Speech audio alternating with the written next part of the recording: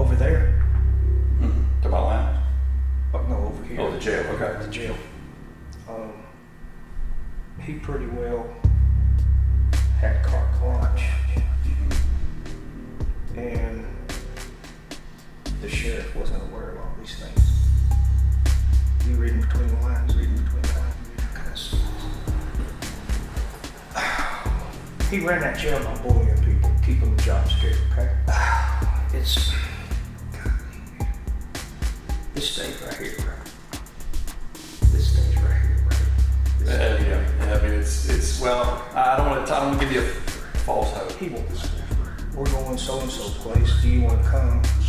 And Ray said, no, I don't think I'll do that. Well, I probably don't need you to see what I do. And then she heard Captain ask him, do you need a few days to study for your drug test? All right, it's case 09-0037-34-17. It's Monday, September 19, 2016. It's approximately 1:05 p.m. I'm here with Brooks County Sheriff's Office. It's an investigator or detective? Sergeant. Okay.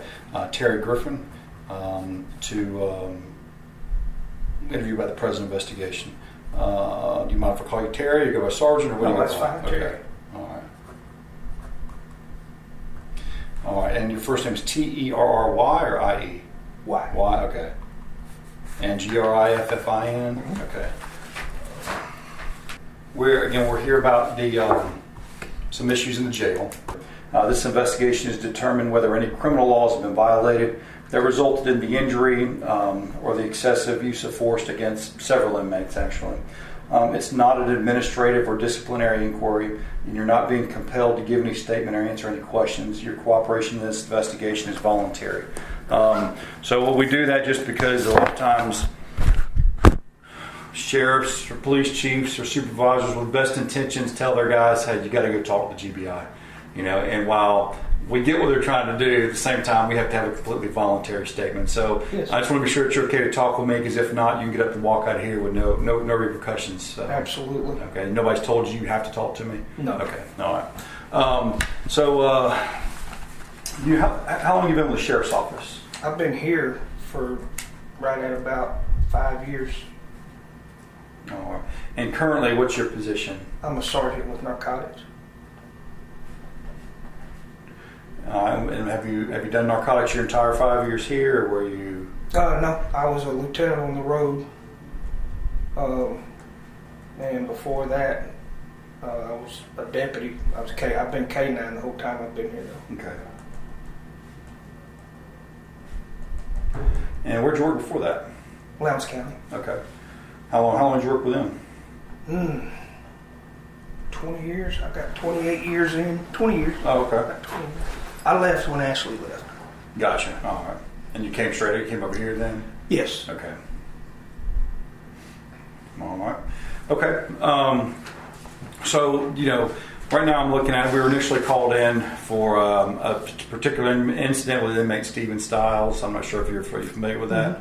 But then through the course of this, we kind of learned a couple other incidents that were concerning. Mm-hmm. And I think that you had mentioned something to Investigator Eugene Owens, about, hey, my daughter saw some stuff with a shower and a restraint chair and everything, and yes. You took it to him, and then he told it to me, and I'll tell you, it was quite a coincidence on the timing, because he came in and told me about it immediately after my interview, where I first heard about it from someone else. So the timing was kind of interesting there. So tell me about what your daughter's told you, okay. and if you know anything else besides just what your daughter's told you about this. Okay. I don't remember the dates exactly. Mm-hmm. She had her notes. She should have had them, because I don't remember what date it was that. I'm so sorry. I got it for me. It's almost 2 o'clock. I started off working. Did you? Yep, so I know how it was. Let me go ahead and turn this thing down if you don't mind. Yeah, That no way problem. it won't bother me. Okay. She had called me and told me that she had witnessed an inmate being put into I call it a straight chair. and shoved under a shower. And for about 20 minutes, Captain Boutwell kept pushing the shower button and said, "This is how you cool them off." She was, I could tell she was upset about it. I told her to keep her mouth shut, and I immediately told Captain Miller to cover her, because I let him know that she reached out to me, and I let him know due to the fact, how can I say this? He ran that jail by bullying people, keeping the job scared, okay? And I'm not saying this because it's just my daughter. Mm-hmm. My daughter's like everybody else, they have their mistakes. But there's nobody that cared about her job more than that over there. Anyway, I told her just to keep her mouth shut, come home, put it in her book. Mm-hmm. And she did.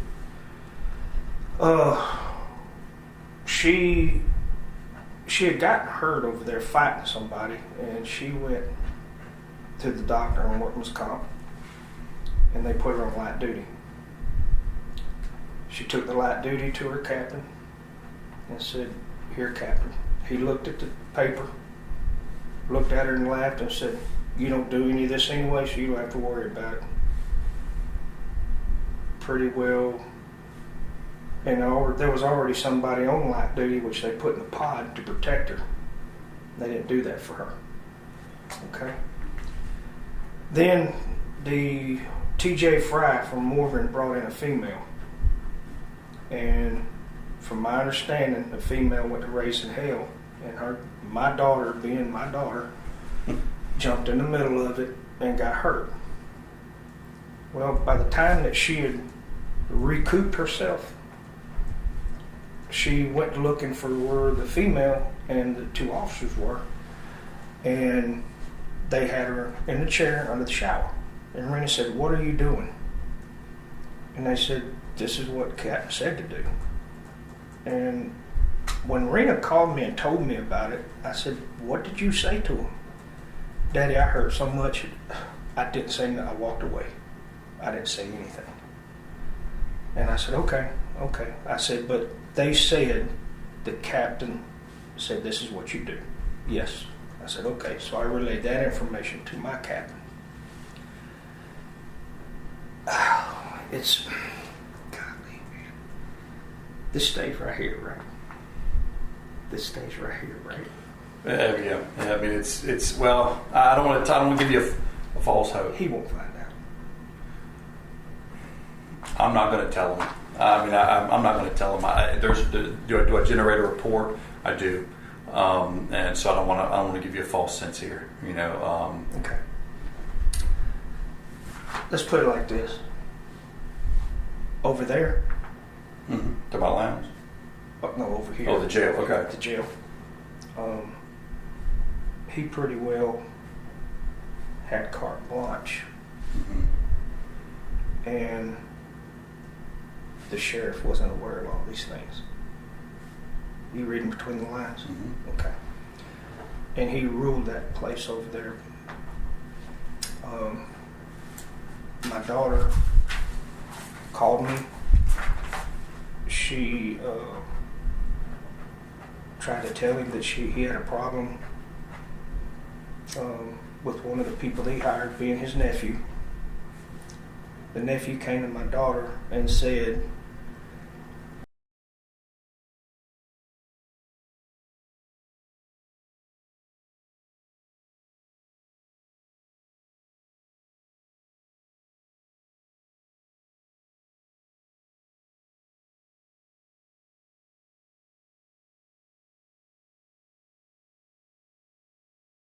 and she told me that, and I said, "Write everything in your book." I said, "Just keep your mouth shut," because all of a sudden he was great for her, and then all of a sudden he turned on her for some reason.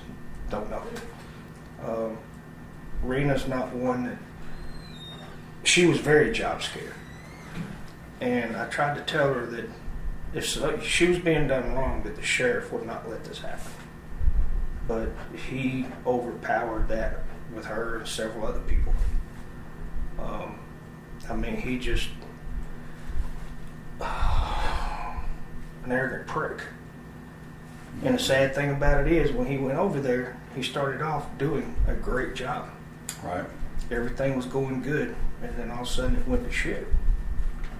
Excuse my French, but I'm just telling you how it is. Yeah. You know, me and Scott's had our problems in the past, but we've gotten past them. We've gotten along professionally. I'd even call him, hey, you want to go get something to eat for breakfast? Yeah. I'd even say, you want to go, he'd call me, you want to go get lunch? Whatever.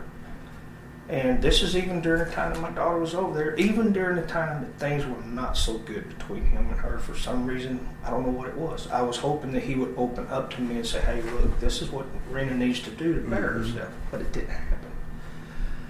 And then when he did what he did about her being on light duty, and now she's really fucked up, it took everything I could do to keep from going over saying things myself. But now she's over the 911 center. She's at 911 now. Okay. When that happened to her, I got a little uptight about it, but I didn't say nothing. And I said, look, that's probably the safest place for you right now till you get through this crap that you're having to go through where you got hurt, and they're talking about having to operate on her, but that is the safest place for you. And I said, you'll probably enjoy working under Mike a whole lot better than you enjoy working over here. But Daddy, I like working. I said, I understand. So, but there's, several things had gone on that was unintended over there. She had a girl that was working on a shift that her and his nephew were fucking. And she went to him and told him, said, look, they're arguing on duty. I can't do this. He said, you need to worry about what you need to worry about. You don't worry about their private life. And I said, write it in your book. And pretty well just told her everything that happened. She would call me and tell me, and I would let him know to try to cover her ass, because I knew there's no way we could do anything with him without her catching the mainframe to hell. Yeah.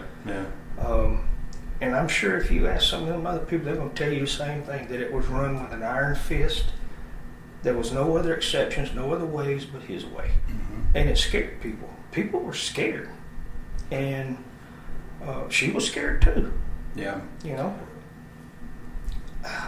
Let me ask you about the one that you mentioned where she got hurt with a female subject they brought in. Do you remember the first time? And I don't necessarily need a date, but do you remember? Do you kind of remember when she first told you that? Was it,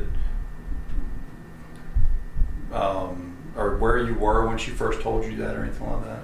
You're talking about when she got hurt and went to the hospital? Yes, sir. That day, I went to the hospital with her. Okay, so you went to the hospital with her. Yes, sir. Okay. Yeah. Did you pick her up from the jail and take her, or was she already there? And you just do you remember?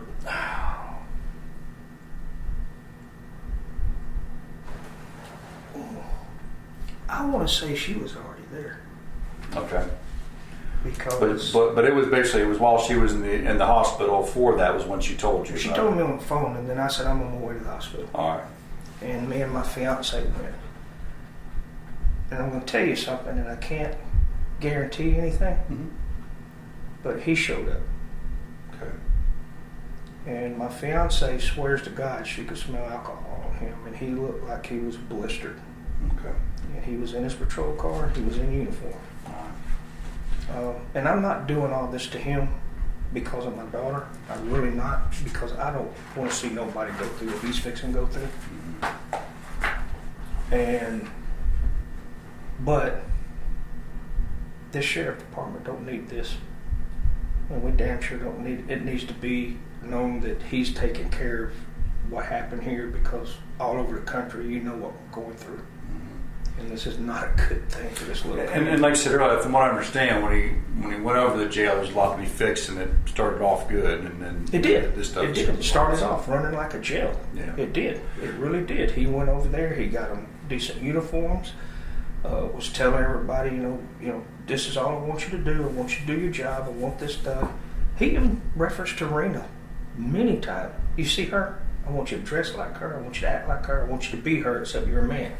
Because Rena got up every morning, ironed her clothes, made sure she was tip-top shape.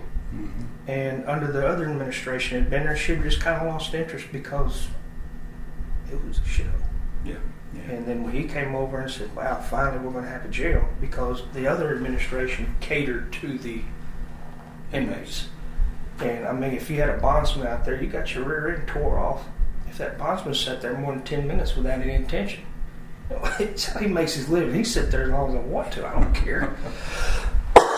But he came over there and he started off good. He did. Mm-hmm. And I don't know what happened.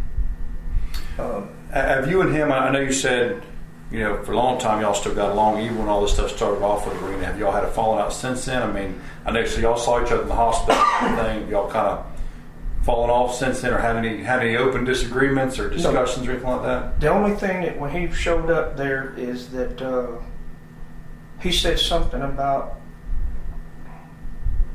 I want to say he said something about somebody not calling. Well, wait a minute, I tried to call you. Well, my phone didn't go off. Kind of smart ass remark, but yeah. And then my fiance said, well, he did. And that's the only problem as far as getting in each other's shit that we've ever had. And that, you can't even call it a thing. Yeah. Pretty well. I try to keep everything professional. And that's the reason I told her just to keep her mouth shut. And I would let Captain know so that we would know what was going on, so that we could try to cover her ass. Now, as far as the thing in the face, I'll be honest with you, I ain't gonna lie to you. I knew it was a bad thing, but I didn't know that you could get in that serious of trouble for it. I'm sorry, the thing in the face, what do you mean? The water. Oh, the shower. Yeah, Yeah. But when she said, that he had him in there for about 20 minutes, I said, that ain't really good. Yeah. And, I think that was on the guy, because the female, the other two, was in there, and that's when they said that this is what he said do, to cool him off. Yeah.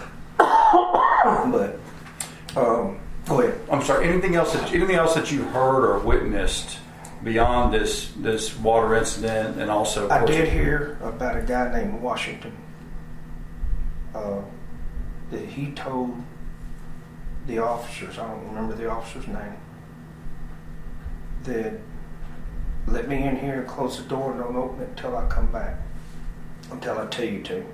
And the officer had said something happened in there. I can't tell you what happened there, but something did happen in there. That's about it. You remember when that was? I just found out about it last week.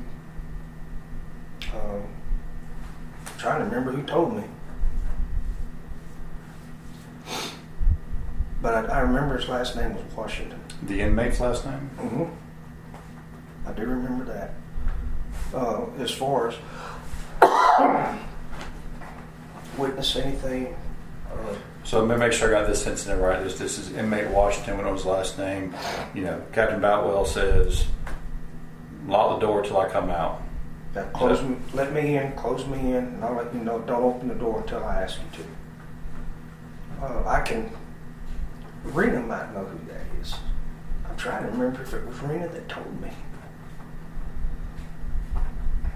Because I think we was in the middle of something.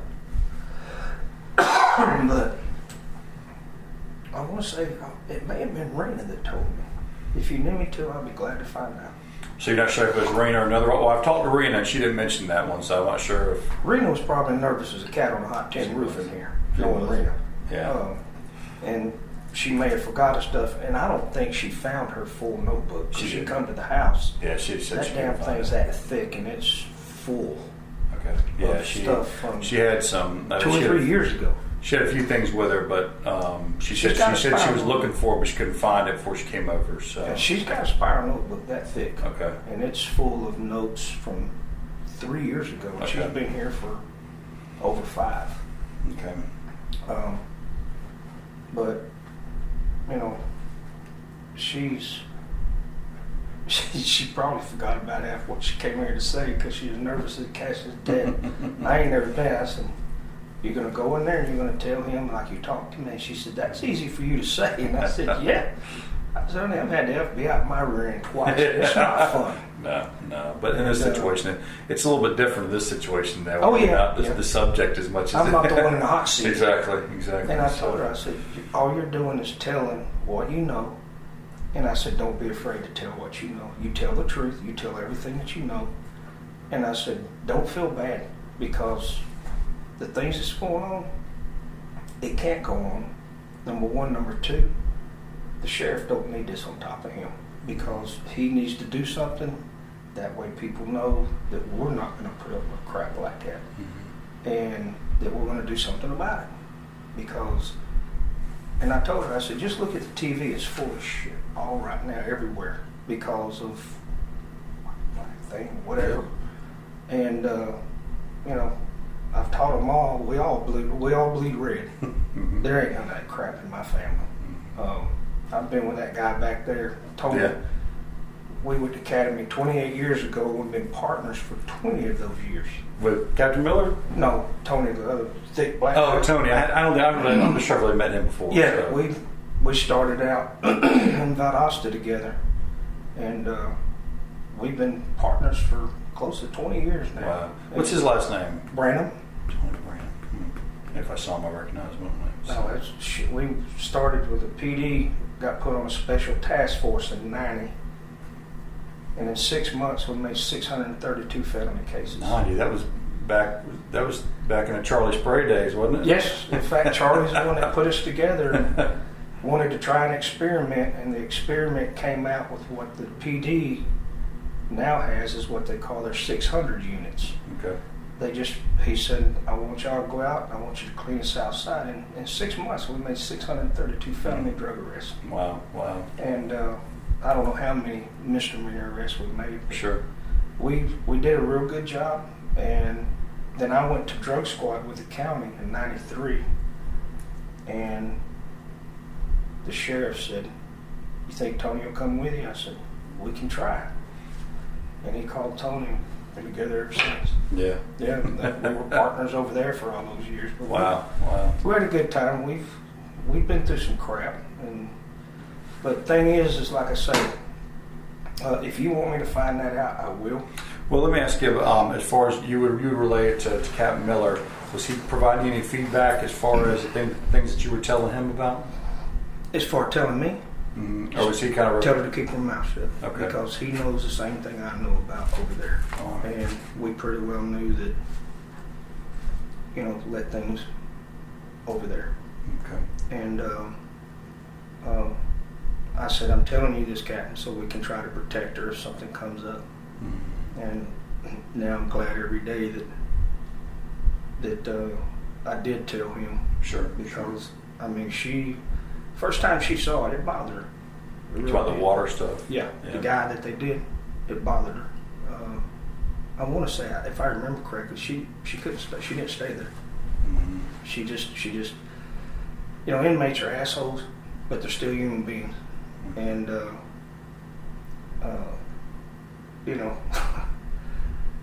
when you do those things, it comes back and bites you in the ass. Yeah. But. If I can't think of anything else. Well, and tell Rena if she's found that notebook to give me a call back. And I didn't have any business cards the other day when she was here, but I've restocked now. Okay. And it's got my cell phone number on there. So if she finds it, tell her to give me a call and we'll go through it again. It's full of shit. All right. Okay. All right, Terry. I appreciate it, man. I appreciate it, man. Thank you very much for what you do. All right. Interview's done. It's 1:30 p.m.